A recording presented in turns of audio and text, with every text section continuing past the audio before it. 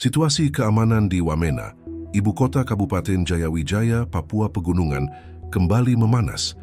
Dalam beberapa pekan terakhir, gelombang serangan bersenjata dari kelompok separatis bersenjata, yang oleh pemerintah disebut sebagai kelompok kriminal bersenjata atau KKB, meningkat tajam.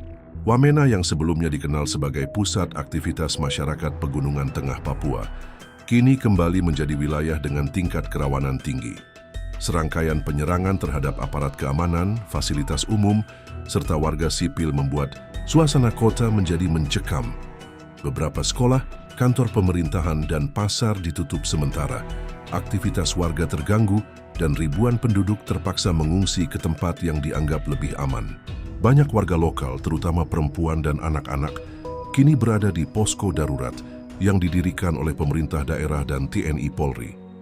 Puncak ketegangan terjadi saat kelompok bersenjata menyerang pos keamanan TNI di distrik Libarek, menewaskan satu prajurit dan melukai dua lainnya. Serangan itu dilakukan secara brutal, menggunakan senjata api laras panjang, serta panah beracun. Dalam kontak senjata yang berlangsung selama lebih dari 1 jam, pasukan TNI berhasil memukul mundur kelompok penyerang. Namun suasana ketakutan melanda warga sekitar. Tak lama setelah itu, sebuah sekolah dasar dibakar massa bersenjata, memicu kecaman luas dari masyarakat dan tokoh agama setempat. Pihak kepolisian menyebut bahwa kelompok separatis kini menggunakan taktik terdesentralisasi. Mereka menyebar dalam unit-unit kecil yang sulit dilacak, menyerang secara cepat, dan berpindah ke lokasi berbeda. Kapolda Papua Pegunungan menyatakan bahwa aparat kini meningkatkan operasi penegakan hukum secara terukur dengan tetap memperhatikan keselamatan warga sipil. Satuan Tugas Gabungan TNI Polri kini memperkuat penjagaan di titik-titik strategis, termasuk bandara, kantor pemerintahan, dan fasilitas kesehatan. Sementara itu, Tentara Pembebasan Nasional Papua Barat Organisasi Papua Merdeka, TPNPB-OPM, mengklaim bertanggung jawab atas serangkaian serangan tersebut. Dalam pernyataan mereka yang beredar di media sosial, kelompok itu menyebut Wamena sebagai wilayah yang akan dijadikan pusat operasi revolusi bersenjata. Mereka menolak keberadaan pemerintah pusat di Papua dan menyerukan pembentukan pemerintahan transisi. Klaim ini menimbulkan kekhawatiran lebih luas akan terjadinya konflik bersenjata terbuka yang lebih luas di wilayah pegunungan. Pemerintah pusat merespons dengan mengirimkan tambahan pasukan ke wilayah rawan serta melakukan pendekatan non-militer.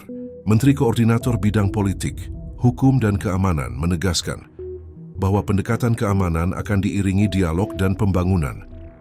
Pemerintah mengirim bantuan logistik, tenaga medis, dan mempercepat pembangunan infrastruktur dasar seperti jalan, penghubung antar distrik dan fasilitas komunikasi. Namun, di sisi lain, sejumlah lembaga hak asasi manusia menyoroti potensi pelanggaran yang bisa terjadi dalam operasi militer di wilayah sipil. Mereka menyerukan pengawasan ketat terhadap operasi keamanan dan mendorong adanya pemulihan berbasis budaya dan keadilan sosial. Dalam hal ini, pendekatan yang lebih manusiawi dan berbasis komunitas lokal dianggap kunci untuk meredam konflik yang telah berlangsung selama puluhan tahun. Dampak dari eskalasi ini tidak hanya dirasakan secara lokal, tetapi juga di tingkat nasional. Harga bahan pokok di Papua Pegunungan melonjak akibat distribusi logistik yang terhambat. Aktivitas ekonomi terhenti dan banyak tenaga pengajar serta tenaga kesehatan mengungsi keluar dari wilayah tersebut karena alasan keamanan. Sejumlah proyek pembangunan nasional juga mengalami penundaan. Situasi di Wamena kini menjadi perhatian serius.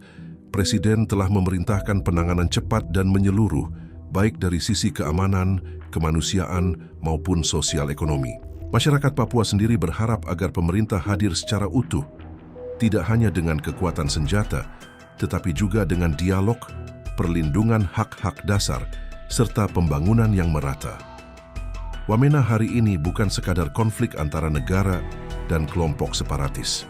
Ia telah menjadi cerminan kompleksitas masalah Papua, antara identitas, sejarah, keadilan, dan kesejahteraan. Upaya mengakhiri kekerasan di Papua harus melibatkan seluruh elemen dari negara, masyarakat adat, gereja, hingga komunitas internasional.